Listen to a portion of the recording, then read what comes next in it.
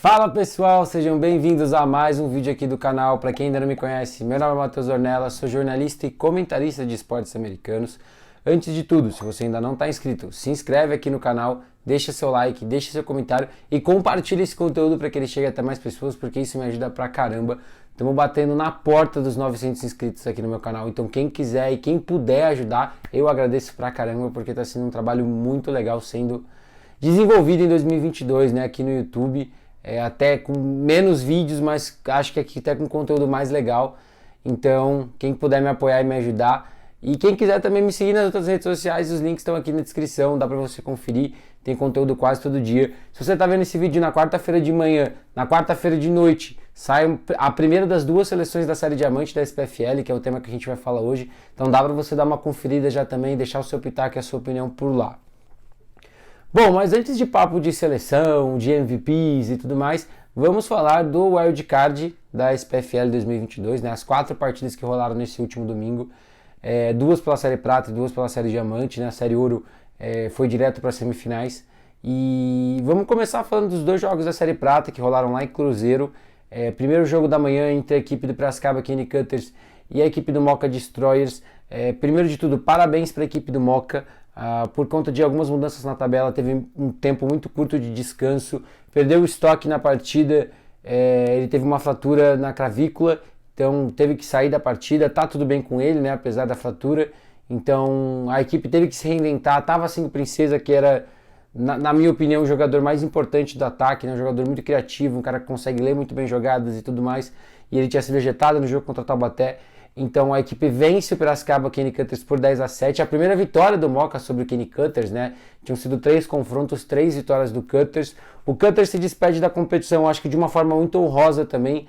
O time brigou o tempo todo, entregou tudo que pôde, mas o ataque não teve um ritmo ideal durante toda a SPFL, nas 3 partidas que a equipe jogou. E essa falta de ritmo acabou cobrando, né? O Moca, mais uma vez, é um time muito físico e soube se impor muito, principalmente depois da saída do estoque, quando começou a rotacionar muito ali na posição. Não entrou um QB reserva, né? A gente viu o Kazu correndo muito bem, o Parrudinho correndo com a bola, o Noname também aparecendo enquanto o estoque estava em campo. Então eu acho que foi um jogo que talvez com o estoque o tempo todo o Moca tivesse um pouco mais de controle e tranquilidade, mas estava um jogo muito duro e muito tenso até ele sair da partida. Então era um confronto muito complicado. Também reconhecer o Capucho, né? Conseguiu acertar um field goal no começo da partida e converter o extra point, querendo ou não, foram fundamentais, né? 2 chutes fundamentais. É muito bom a gente ver os kickers aparecendo de forma positiva em algumas partidas, né? A gente vai falar um pouco mais disso quando a gente vai falar de Série Diamante, mas para esse jogo é isso. Agora a equipe do Moca vai encarar o Rhinos Academy no dia 24. Vai ser um jogo muito duro. Não vai ter o estoque provavelmente, mas tem o Princesa de volta. Então nas próximas semanas vai ter vídeo falando um pouco sobre isso também. E vamos ver o que vai acontecer. Pro Cane Cutters, Pick Six no segundo semestre. Eu acho que é importante rodar esse elenco, muito cara novo. O Arroz tem um projeto junto com o Franco, né, muito legal lá em Piracicaba. Então a equipe precisa se desenvolver, precisa de material humano também dentro daquele elenco. Então eu acho que é uma equipe que pode melhorar, mas que chegou nos playoffs por seu mérito e se despede da SPFL com as limitações que a gente já sabia que o time tinha. Indo para o segundo jogo, entre a equipe do Corsários Futebol Americano e o Cruzeiro Guardians, Cruzeiro 20-0. Um jogo que, assim como eu falo para o Cane Cutters, né, a equipe do Corsários sai da competição, mas sai de cabeça erguida. Defensivamente foi um jogo muito bom, pouquíssimas situações onde o ataque do Cruzeiro produziu muito bem com a bola. O Monção claramente não está 100% ainda da lesão que ele teve no jogo contra o Moca, mas foi o quarterback pela maior parte do tempo, conduziu o time à vitória correndo para touchdown, teve alguns passes. O ataque do Corsários começou muito bem o primeiro drive, fazendo aquilo que eu tinha comentado, né? Além de jogar aquela flexbone que a gente sabe que o time quer jogar, trazer algumas jogadas diferentes, usar algumas situações novas, porém teve a pick six, né? Então, e depois da pick six a defesa do Cruzeiro praticamente não cedeu mais espaços, né? Foram ainda menos situações, né? Vamos dizer assim, depois dessa primeira campanha. Então a equipe do Cruzeiro se classifica, vai encarar a equipe do Lençóis Paulistas Guarás e vai ser um jogo muito, muito parelho. Eu estou muito ansioso para ver esse jogo. Acho que vai ser um embate muito, muito legal. Lembrando, né, que quem vencer nas semifinais garante uma vaga na Série Ouro. Então eu acho que, além de pensar na final, já começa a se pensar na classificação direta para a Série Ouro, né, para os 2 finalistas. Então vão ser 2 jogos muito legais. E para a equipe do Corsários, provavelmente a Pick Six no segundo semestre ainda não é confirmado, né, pelo que eu entendi. Existem conversas até do time ter uma fusão, né, vamos dizer assim. Mas eu acho que é um projeto legal. Eu acho que o Doug entendeu que o ataque precisa ser mais que a Flexbone. Ele tentou isso, eu dou os parabéns pro Doug. É um cara com quem pessoalmente a gente conversa algumas vezes em jogos. É um cara que entendeu até onde a Flexbone dá, tenta trazer coisas diferentes, mas a realidade é que o quarterback, o Antônio, não jogou bem. Eu evito muito criticar jogadores específicos, né, porque a gente sabe que todo mundo batalha, todo mundo bate cabeça e tudo mais, mas o Antônio não jogou bem. Não era quarterback de função, né, pelo que eu sei, então fico os parabéns por ter tentado assumir, mas não conseguiu conduzir esse ataque, não conseguiu entregar um pouquinho mais do que talvez a equipe precisasse para se manter em jogos, mas a defesa fez um bom trabalho durante praticamente todo o campeonato. Bom, indo agora para a série Diamante, né, nós tivemos 2 jogos. Eu vou começar falando de Rhinos e Ocelots. Queria inclusive agradecer o Will da defesa do Rhinos, né, que me deu esse presente aqui, que é a jersey da antiga portuguesa, né? Eu agora, quando eu comecei a gravar, eu falei, pô, tô até parecendo branco na época que ele tava jogando por lá, por causa do cabelo, obviamente. E assim, um jogo muito bom, um começo muito forte da equipe do Ocelotes. O Eleutério correndo muito bem com a bola, fisicamente o Ocelotes se entregando muito, a defesa conseguindo no começo da partida minar um pouco desse ataque do Rhinos, que a gente sabe que é um ataque que tem muitas peças para receber a bola, que tem um dos melhores quarterbacks do país, e que agora tem o fator running backs, né? O Finex não jogou, mas o Quinho jogou e jogou muito bem, recebendo a bola, correndo com a bola. O camisa 17 vai se tornando cada vez mais um fator dentro desse ataque, e isso é muito bom. Era uma coisa que eu já imaginava que ia acontecer e que já está sendo uma realidade, né? O Rhinos está com uma equipe muito enxuta, né, por conta de lesões, então correr com a bola é bom até para você pensar em relógio. O ataque do Rhinos é um ataque muito aéreo, né, muito mais aéreo que terrestre ainda, essa é a verdade, e vai ser, mas é um ataque que agora consegue correr mais com a bola, até pensando em gastar mais relógio, em trabalhar outras situações e surpreender mais as defesas. Mas o ataque do Ocelotes começou muito bem na partida. O Derão, como sempre, é um cara muito físico, é um cara que se entrega, não é o melhor passador do mundo, mas é um líder dentro de campo. Depois do vídeo que eu soltei de prévias, teve algumas respostas de jogadores do Ocelotes falando sobre isso, sobre a liderança que ele impõe dentro desse elenco. Então é algo que não é treinável, né?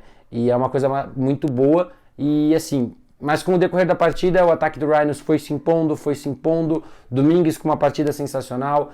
Todos os receivers jogaram bem. Bigode jogou muito bem. Guimarães jogou muito bem. Paulinho jogou muito bem. Como eu falei, o Quinho jogou muito bem. Então todo mundo conseguiu trabalhar nesse ataque. E a equipe tirou vantagens de situações, né? O Domingues recebeu alguns passes onde a marcação do Ocelote estava lá, mas ele não dava para marcar o Domingues, né? Então agora a equipe do Rhinos se classifica, vai encarar o Dragons novamente. Inclusive, falando com o Domingues e com o Lustosa depois do jogo, existe, claro, que uma coisa dessa revanche, né, por ter sido a primeira derrota do Rhinos na história da SPFL, e vai ser um confronto muito bom. E também destacar o Lustosa, né, ele tinha batido o recorde pessoal dele no último jogo contra o Jets de 53 jardas, se eu não estou enganado, no field goal, e simplesmente lançou um de 56 no jogo contra o Ocelotes na primeira campanha.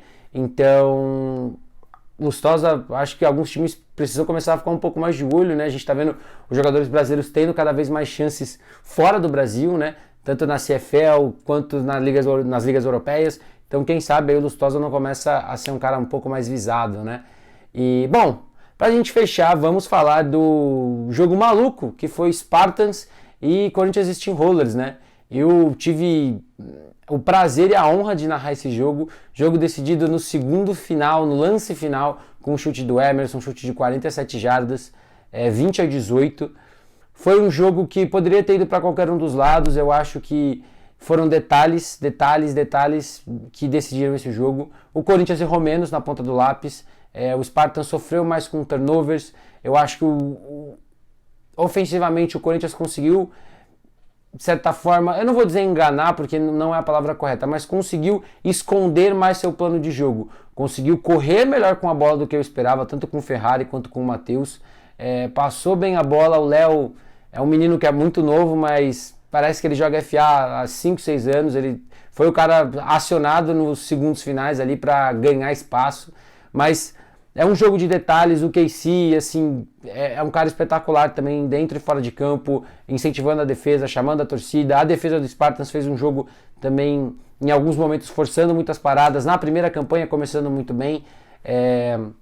Mas o Corinthians, no final das contas, jogou melhor. O Matheus Torres, como quarterback, também está jogando muito bem. Eu acho que é um cara que, depois que ele toma alguns sacks, ele começa a se proteger um pouco mais, mas isso é normal, mas fez um jogo muito bom.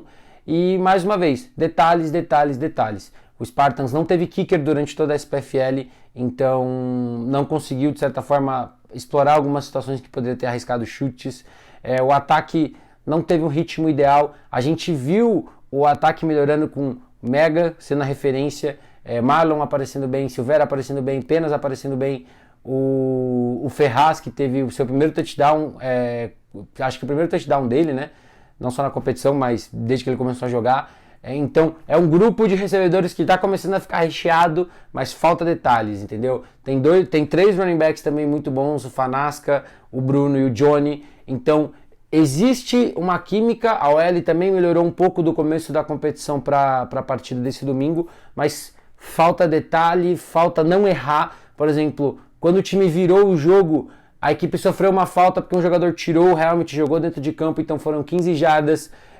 O Bruno, que é o kicker e punter, o chute já ficou um pouco mais curto, então já colocou o Corinthians numa situação um pouco melhor. E quando você começa a colocar na balança esses detalhes, dois fumbles que a equipe acabou sofrendo, então quando você coloca na balança, o 20-18 pende para quem errou menos, e então o Corinthians vai para a semifinal, vai encarar um forte Rio Preto Vailers no dia 17, e vai ser um outro jogão também. Vailers, que é uma equipe que é franco favorita para mim contra qualquer adversário nessa SPFL, mas o Corinthians chegou na semifinal, e como o próprio Léo falou depois do jogo, né, a química está crescendo, os jogadores estão acreditando, e vai ser um jogo que eu acho que, independente do que aconteça, ninguém vai vender barato.